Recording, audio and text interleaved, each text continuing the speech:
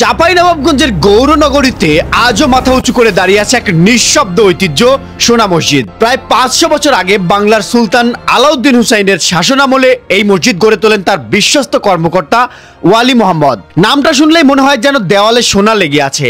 আসলে এই মসজিদের গম্বুজে ছিল সোনার প্রলেপ, সেই থেকেই সোনা মসজিদ নামের জন্ম হয়। পাথরে নিখুঁত খোদাই, দেওয়ালের দৃষ্টিনন্দন কারুকাজ আর মাটির সঙ্গে মিশে থাকা ইতিহাস, সব মিলিয়ে এই মসজিদের শুধু স্থাপত্য নয়, এক জীবন্ত কালের সাক্ষী হয়ে দাঁড়িয়ে আছে।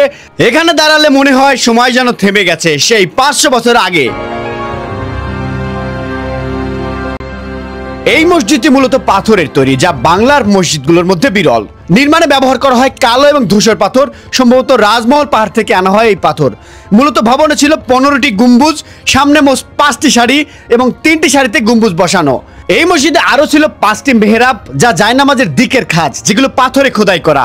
পূর্ব দিকে 3টি দরজা, দক্ষিণ ও উত্তরে আরো 2টি দরজা ছিল।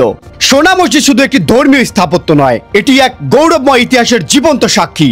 বাংলার সুলতানি যুগে নির্মিত এই মসজিদ আমাদের জানিয়ে দেয় কতটা সমৃদ্ধ ছিল সেই সময়ের স্থাপত্য, সংস্কৃতি ও বিশ্বাস। পাথরের নিপুণ খোদাই, গম্বুজের কারুকাজ আর সোনা নামের মহত্ব, সব মিলিয়ে এটি বাংলার অতীত ঐতিহ্যের এক উজ্জ্বল প্রতীক। গৌরনগরীর ভগ্নপ্রায় রাজপথের মাঝে দাঁড়িয়ে আজও সে যেন সময়কে স্মরণ করায়। যে জাতি ইতিহাস ধরে রাখে সে কখনো হারিয়ে যায় না। চাঁপাইনবাবগঞ্জ কানসার থেকে কৃষাণ টিভি, আরমান শাহ। দেখা হচ্ছে নতুন কোনো পর্বে।